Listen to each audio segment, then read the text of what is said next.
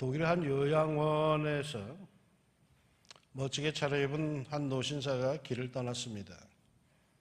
조금 떨어진 버스 정류장 벤치에 앉아 버스가 오기를 기다리고 있었습니다.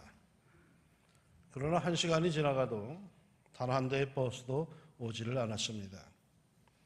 잠시 뒤에 요양원에서 간호사로 보이는 몇 사람이 나와서 이 노신사를 다시 모시고 들어갔습니다. 이 노신사가 기다리던 버스 정류장은 실제 독일의 몇몇 요양원에서 운영하고 있는 가짜 정류소였습니다. 치매 환자들이 많은 요양원에는 반사적으로 요양원을 나가서 버스를 타고 떠나는 일들이 자주 발생한다고 합니다. 그러나 가는 도중에 도대체 어디로 가고 있는지를 깜빡 잊어버리셔가지고 거리나 숲속에서 헤매게 돼서 그런 일을 미연에 방지하기 위해서 요양원과 버스 회사가 협력해 이런 가짜 정류장을 근처에 만들어 놓은 것입니다. 그런데 이 정류소에 앉아서 버스를 기다리는 분들에게 어디를 가시냐 하고 물으면은 대부분 똑같은 대답을 한답니다. 집에 가야지. 즐겁고 따뜻한 우리 집 말이야. 오늘도 이런 버스 정류소에 앉아서 집에 가야지. 즐겁고 따뜻한 우리 집 말이야 하는 노인들이 있습니다. 그분들은 치매 환자가 아님에도 가지를 못하고 있습니다. 몇 해 전에 뉴스를 보니 어떤 노인이 서울역 창구에서 고향에 가겠다며 평양행 차표를 달라고 했더라는 기사가 있었습니다. 제 부모님도 늘 평양, 당신의 어릴 적 자란 그곳을 그리워하다가 결국 세상을 떠나셨죠.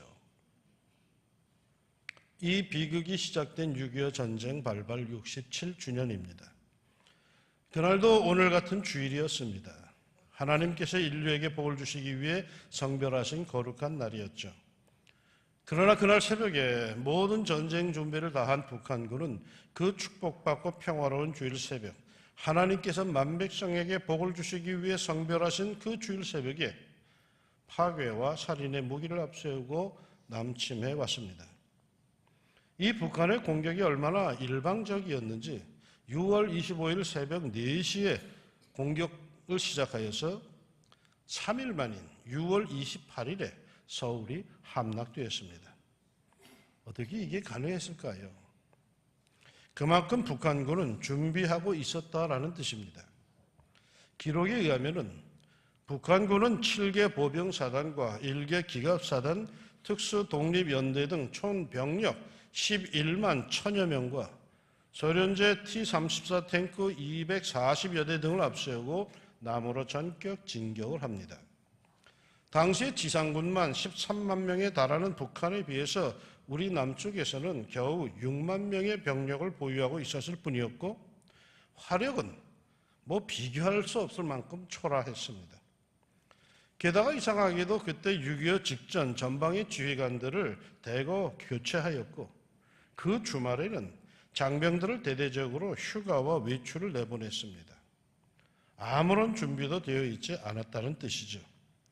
그래서 결국 일방적으로 밀려서 2달 만에 전국을 다 빼앗기고 저 경상도 대구와 부산 지역, 낙동강까지 밀려가고 말았습니다. 이건 정말 일방적인 전쟁, 즉 준비된 군대와 무방비 상태의 군대가 어떻게 되는가를 보여주는 그런 전쟁 양상이었습니다. 이런 일방적으로 밀리는 전쟁에서 우리가 어떻게 살아남았을까요? 이렇게 갑작스러운 북한군의 공격에 밀려 풍전등화와 같은 상황, 낙동강 밑으로만 어쩌면 정말 낙동강 오리알 신세 같은 그렇게 남아있던 절체절명의 상황에서 우리는 미국을 비롯한 유엔군의 도움으로 반격을 하여서 다시금 국토를 회복하며 종전이 아닌 휴전의 상태로 오늘까지 67년의 세월을 보내왔습니다. 이 동족 상잔의 비극으로 한반도는 초토화되었죠. 이 전쟁으로 인해서 300만 명의 민간인 사상자와 1,000만 명의 이산 가족을 낳았습니다. 국군과 유엔군 20여만 명, 학도병 약 2,000명이 죽었습니다. 김일성은 그 짧은 남한 점령 기간 동안에 군인과 경찰, 그들 가족, 그리고 우익인사와 지식인, 종교인 등 양미 13만 명을 처참하게 학살합니다. 기독교 역사에서 수많은 순교자가 나온 6.25 순교자들이 다 이때 이 짧은 기간 안에 발생한 겁니다. 게다가 남쪽에 그 꽃다운 청소년 40여만 명을 북한군 의용군으로 강제 징집을 해가지고 그 부모 형제에게 총보리를 들이대게 그렇게 합니다. 그야말로 6.25 전쟁은 이 땅을 아주 황폐화시켜버리고 말았죠. 그러기에 지난 67년의 세월 속에서 우리에게 있어서 절대적인 가치가 하나 있었는데 그것은 반공사상이었습니다. 공산주의를 반대하는 사상이었습니다. 왜? 공산주의를 우리는 뼈저리게 맛보았기 때문입니다. 그런데 박정희 독재 정권이 이 반공사상을 독재 정권 유지의 수단으로 사용하면서 점점 우리 백성들 속에서 절대 가치관이 반공에서 민주, 인권으로 전환되기 시작했습니다. 그래서 우리 사회는 민주운동, 인권운동 한다고 하면은 모든 백성들이 그들을 감싸주고 격려하였습니다. 예전에 데모하고 도망가면 집집마다 다 그 학생들을 다 보호해주곤 했습니다. 그런데 그 후에 군사 독재 정권이 무너지며 어느 정도의 인권과 민주화가 이루어지자 이제는 우리 사회를 좌지우지하는 이데올로기가 새롭게 등장하였는데 그게 바로 통일이요, 민족이었습니다. 민족 통일이 최우선의 가치로 등장하여 이 통일에 조금이라도 이의를 제기하거나 색깔을 들이대면 반민족, 반통일의 요주의 인물, 색깔론자로 찍히기까지 하였습니다.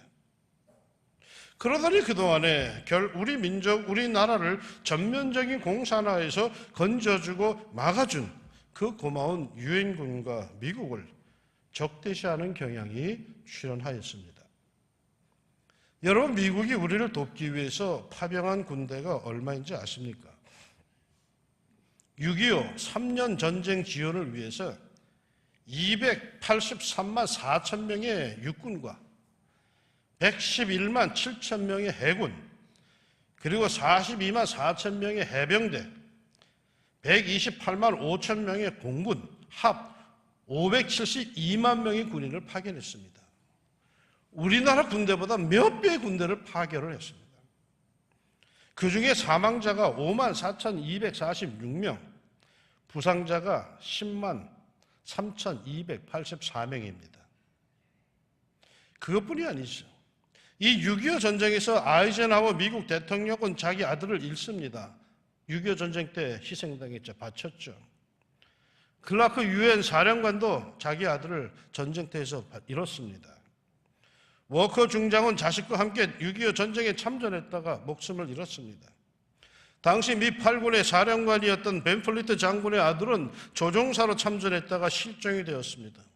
미군은 이 아들을 찾기 위해서 특별 작전을 펼쳤는데 벤플리트 장군이 도리어 이 특별 작전을 중지시킵니다. 희생이 크다고. 그래서 깊은 감동을 주었다는 기록이 있습니다. 그런데 말이죠. 6.25 때 한국이 가지고 있는 부끄러운 기록 가운데 하나가 뭔지 아십니까? 6.25 때 우리나라 고위층 자녀 가운데 전사하거나 포로된 사람이 한 명도 없다라는 것입니다. 그들이 람보처럼 싸움을 잘해서 그런 게 아닙니다. 그들은 자식을 군대에 보내지 않았고 대부분이 외국으로 다 피신을 시켰기 때문입니다. 우리나라 지도층도 자기 자식을 전쟁에 보내지 않으려는 판국에 미국은 말이에요. 그 많은 자기 소중한 아들들을 우리를 위해서 한 번도 본 적도 가본 적도 없는 그 나라를 지키기 위해서 거의 망하기 징조에 그 콜에 물린 그 나라를 살리기 위해서 태평양을 건너왔어요. 그 아들들 보냈다라는 거예요. 이렇게 큰 우리를 위해서 희생을 한 미국을 향해서 일방적으로 우리가 반미하는 것은 나는 사람의 도리가 아니라고 생각합니다. 정치적인 논리를 얘기하는 게 아닙니다. 이건 사람의 도리를 말하는 거죠. 우리의 지도층은 다 도망가다시피 위험하다고 자기 자식들을 다 뒤로 빼는 그 현장에 미국인들은 소중한 자기 자식들을 우리를 위해서 보냈다는데, 여러분, 우리가 갚아야 할 큰 빚이 있는 겁니다. 아무리 세월이 가도 우리 그거 잊을 수 없는 겁니다. 그런데 전에 말이죠, 좌파 성향의 정부가 들어서더니 어떤 일이 벌어졌는지 기억하시죠? 그 미국의 도움의 상징성을 갖고 있는 인천에 있는 메가더 장군의 동상을 철거해야 된다고 얼마나 데모들을 했는지 모릅니다. 얼마 전에는 미 이사단 창설 100주년 기념 콘서트가 극단적인 반미 운동가들의 압력에 가수들이 노래도 부르지 못하고 취소되었다죠. 여러분, 미 이사단은요, 6.25 전쟁 때 유엔군 승리의 토대를 놓은 지평리 전투에 참여한 부대입니다. 지평리가 어디냐 하면 양평입니다. 제가 두어주 전에 집회 갔다 온 동네입니다. 지평리. 그 지평리 전투에서 미 이사단은 7,094명의 전우를 잃습니다. 근 8,000명의 사람이 군인이 죽습니다. 실종된 이만 186명으로서 아직 그 유해조차를 못 찾았다고 합니다. 그런데 그들에 대해서 우리가 고마움을 표현하는데 그걸 못하게 해? 그게 사람의 도리입니까? 정치적인 논리를 떠나서 그렇게 우리가 빚을 지고 있는데 그게 사람의 도리냔 말이에요. 얼마 전에 어떤 글을 보니까 우리 사회에서 좌파적 경향, 종북까지는 아니더라도 친북적 성향을 보이는 단체의 명단이 쭉 있습니다. 제가 호기심이 생겨서 한번 세봤어요. 얼마나 되나, 하나, 둘, 셋. 그랬더니 종교계와 노동계 등등 모두 포함해서 총 326개의 단체가 활동하고 있더라고요. 우리 사회에 326개의 단체. 이들은 뭔가 하나 이슈가 떴다 하면 모두가 326개의 단체는 똑같은 소리를 내는 거예요. 똑같은 소리를. 어쩌면 아직까지 우리나라가 적화되지 않은 게 기적이다라는 생각이 들 정도입니다. 예전에 어느 대학 교수는 6.25 전쟁을 민족 통일 전쟁으로 주장하면서 미군이 아니었다라면 그때 민족이 통일되었을 텐데 천천지 한이 된다고, 매우 유감스러운 일이라고 그러면서 반미를 뻐젓이 대학에서 가르칩니다. 맞긴 맞습니다, 여러분. 뭐가요? 그때 6.25 전쟁 때 미국을 비롯한 유엔군의 도움과 희생이 없었다면 우리는 김일성의 공산군에게 적과 통일이 되었을 겁니다. 그건 분명히 맞습니다. 이 나라, 이 민족이 그렇게 통일은 되었을 것입니다. 그러나 여러분, 한번 생각해 보세요. 통일이 되면 다 된 겁니까? 그게 우리의 행복입니까? 그럼 왜 그 당시에도 38선을 목숨 걸고 넘어오는 행렬들이 있었습니까? 그 당시에 북한은 남한보다 훨씬 더 잘 살았습니다. 자원과 경제적인 모든 사건이 우리보다 훨씬 더 좋았습니다. 그럼에도 그들은 6.25 전쟁 전에 못 살겠다고 넘어온 사람들이 100만 명이었습니다. 6.25 전쟁을 통해서 또 100만 명이 북한 땅에서 살 수 없다고 목숨을 걸고 남쪽으로 넘어왔습니다. 뭘 뜻하는 걸까요? 통일이 중요하지만 공산화되는 통일은 절망이란 거죠. 그 세계에서는 신앙의 자유도 교회도 없어요. 공산화되면은, 적화 통일이 되면은 제일 먼저 죽어나갈 리가 바로 저와 여러분, 이 예배당에 앉아있는 사람들이에요. 공산당은 그리스도인을 감당할 수 없게 아예 이 세상에서 없애려고 해요. 오늘 성경 본문에 분명히 그렇게 나오고 있어요, 말씀이. 그들이 먼저 그걸 캐치하는 거예요. 오늘 읽은 성경 본문은 사도 바울이 고린도 교인들을 향해서 쓴 편지의 일부입니다. 마음이 좁아서 삐지기를 잘하고 오해를 잘하는 고린도 교인들을 향해서 제발 마음을 좀 넓게 하라고 그러면서 사적으로 붙인 말씀입니다. 너희는 믿지 않는 자와 멍에를 함께 매지 말라. 의와 불법이 어찌 함께하며 빛과 어두움이 어찌 사귀며 그리스도와 벨리알이 어찌 조화되며 믿는 자와 믿지 않는 자가 어찌 상관하며 하나님의 성전과 우상이 어찌 일치가 되리요. 아무리 마음이 넓은 사람이라 할지라도 삶의 현장에서 결정적인 중요한 일을 행할 때에 믿는 자, 믿지 않는 자가 멍에를 함께 할 수 없습니다. 왜? 서로 나아가려는 방향과 가치관이 다르기에 도리어 이를 그르치게 된답니다. 의와 불법이 함께 할 수 없습니다. 북한에 의가 있던가요? 그들의 국가 논평, 대변인들의 말들을 한번 들어보십시오. 그들이 사용하는 단어를 살펴보십시오. 그게 어디 한 국가가 말할 수 있는 단어들입니까? 아주 저급하고 거짓말을 태연하게 하는 그런 불법적인 국가가 세상에 또 어디 있습니까? 이런 거짓말쟁이들과 막연히 대화를 하려면은 여러분 고스란히 당할 수밖에 없는 겁니다. 힘없이 의인은 불법과 공존할 수가 없습니다. 며칠 전에 우리나라 대통령께서 우리의 미사일 실험장에 참석하셔서 뜻있는 말씀을 하셨더라고요. 힘이 없이 대화는 할 수 없다고 말이에요. 맞는 말씀입니다. 북한과 대화하는데 북한과 대화하려면은 먼저 우리에게 있어야 될 게 뭐냐? 힘이 있어야 된다는 거예요. 힘이 없으면 대화 못해요. 놀림을 당하거나 끌려가거나 하지. 힘도 없는데 왜 귀를 기울이겠어? 빛과 어두움이 같이 사귈 수가 없어요. 북한은 암흑이죠. 밝음이 없어요. 모든 것이 어둠 속에 감춰져 있어요. 바깥 세상을 향하여 모든 문을 걸어 잠그고 어둠 속에 백성들을 오도하고 있어요. 이런 이들이 스스로 빛을 받아들이겠습니까? 북한 지도부가 제일 두려워하는 게 뭡니까? 바깥에서 들어오는 뉴스랍니다. 그들이 대북 방송을 갖다가 그렇게 극렬하게 반대하는 것도 바로 그것 중에 하나입니다. 그 대북 방송을 듣고 넘어오는 군인이 있잖아요, 요즘에. 무서운 거거든. 어두움에 빛이 들어오면 어두움은 끝입니다. 그런데 그 어두움이 빛을 과연 그대로 다 받아들이겠습니까? 그리스도와 벨리알이 조화될 수가 없습니다.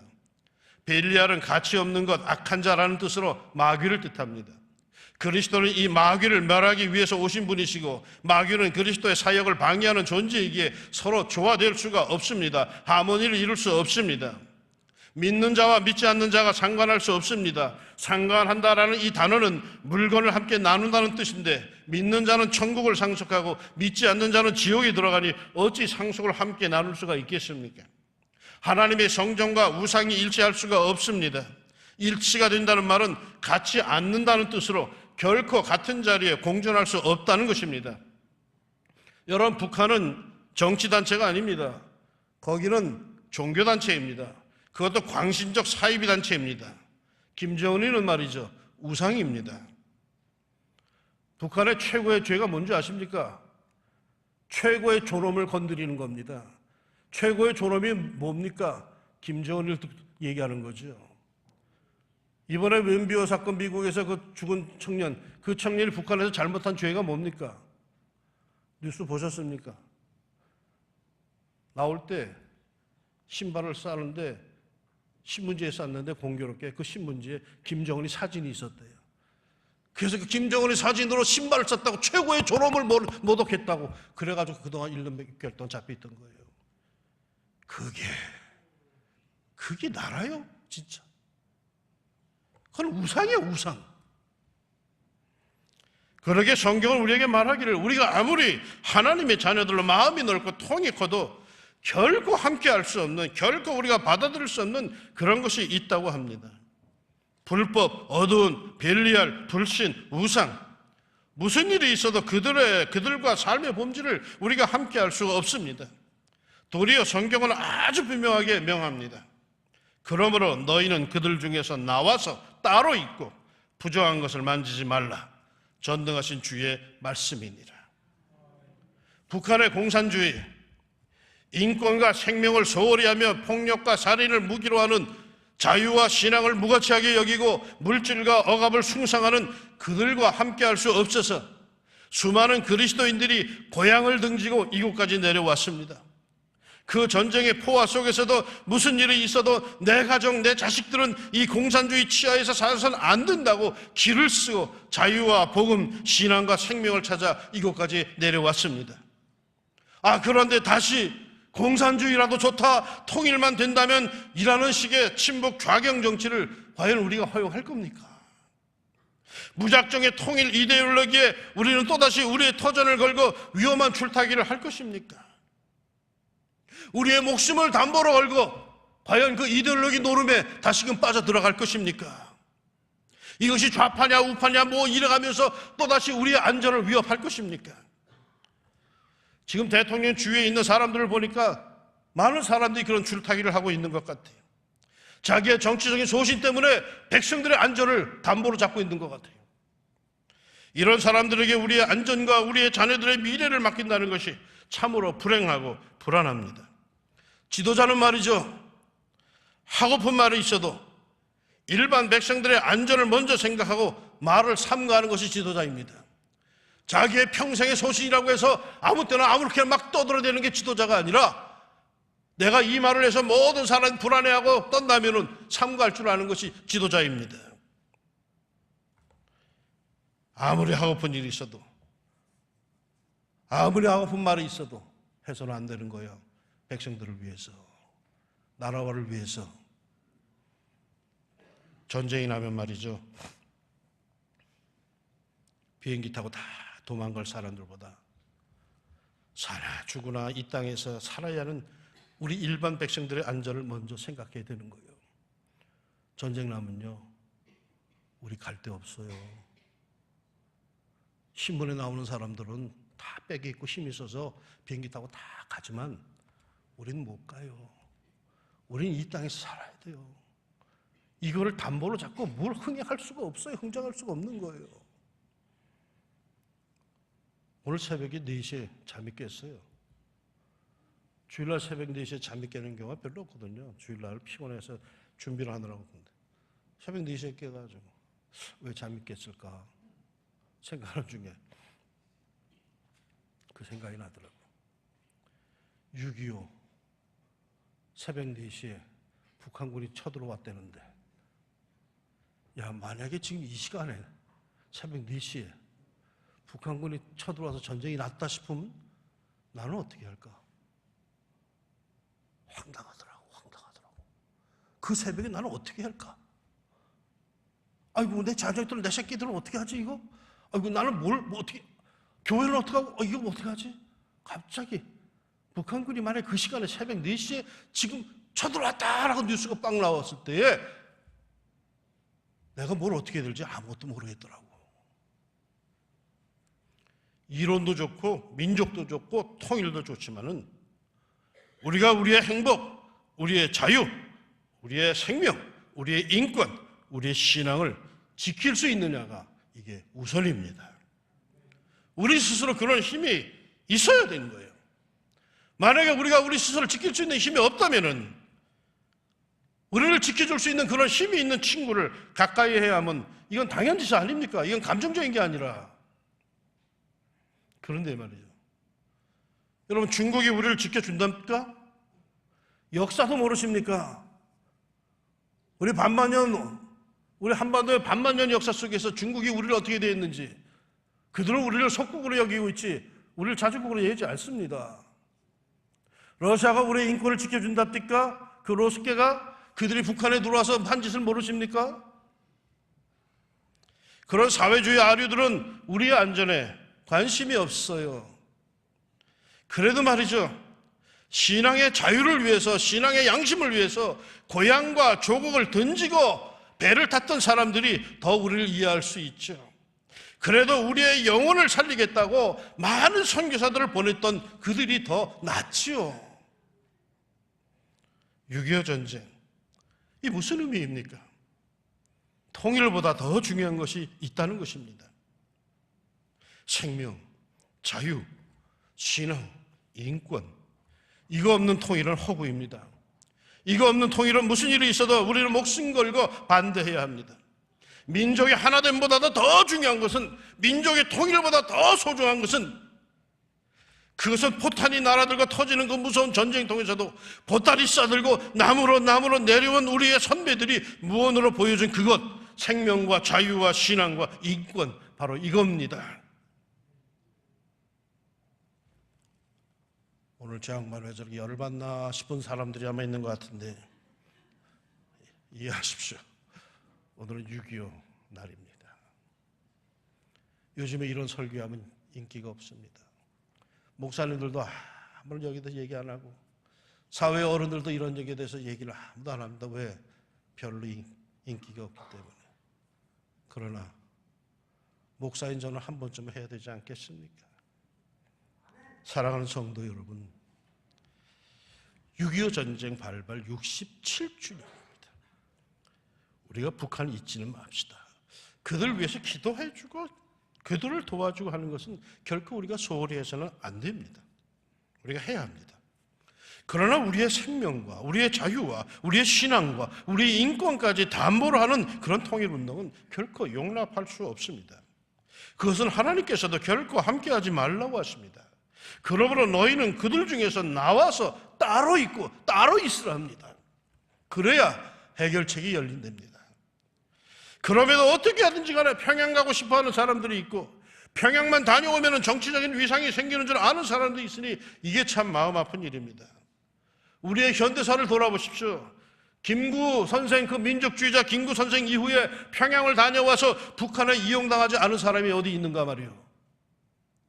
그런 식으로 하지 않아도 역사의 주관자, 섭리자이신 우리의 하나님은 얼마든지 통일의 역사를 이루실 것입니다.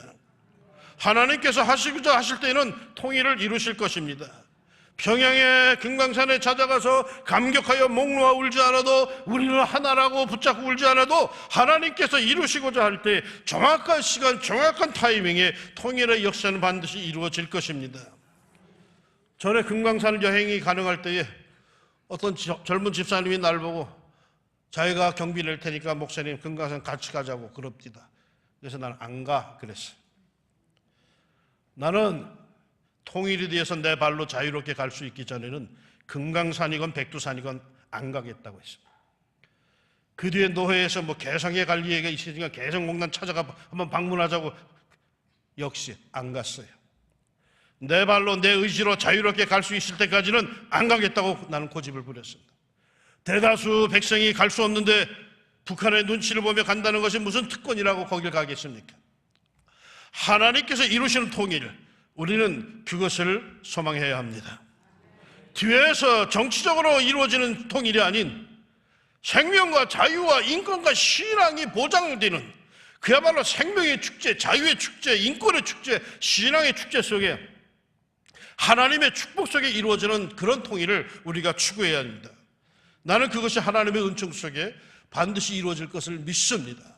하나님의 거대한 손길, 역사의 흐름이 분명히 우리에게 올 것입니다. 이스라엘이 바벨론의 포로로 끌려갔습니다. 몇 년 동안 노예 생활했는지 아십니까? 70년입니다. 얼마나 기도했겠습니까? 그 유대인들이. 그런데도 꼼짝도 안 했습니다. 그런데 70년 딱 되니까 하나님께서 물거를 드시는데 이건 본물 터듯이 이루어집니다. 67년 됐습니다. 하나님께서 나는 도와주실 줄로 믿습니다. 나는 일찍이 우리 민족, 우리 나라를 불쌍히 여기시고 복음을 들려주셔서 구원하신 하나님, 이 하나님께서 우리의 민족을 핵무기와 미사일과 폭력과 파괴가 아닌 복음으로, 생명으로, 자유의 물결로 통일시켜 주실 줄로 굳게 믿습니다. 기도합시다. 하나님 아버지, 67년 전에 이 땅에서 전쟁이 일어났습니다. 준비도 하지 못하고 있었는데 갑자기 그 새벽에 쳐들어왔으니 백성들이 어떻게 했겠습니까? 밀려 2달 만에 부산에 구튀기만 남았었는데 이제는 끝장이다라고 싶었는데 태평양 건너서 한 번도 본 적도 없는 사람들이 그들이 나라와 우리를 도와주고 우리로 하여금 오늘의 이 나라를 이루도록 역사했습니다.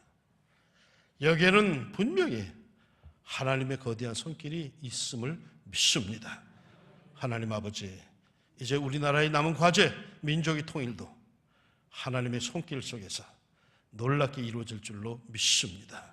하나님, 우리로 하여금 사람의 도리를 지키게 하여 주시고 하나님 앞에서 믿음의 도리를 지키게 하여 주시사 우리 하나님께서 이루시는 그 거대한 역사에 동참하는 축복을 마침내 누리게 하여 주시옵소서. 예수님의 이름으로 기도합니다. 아멘.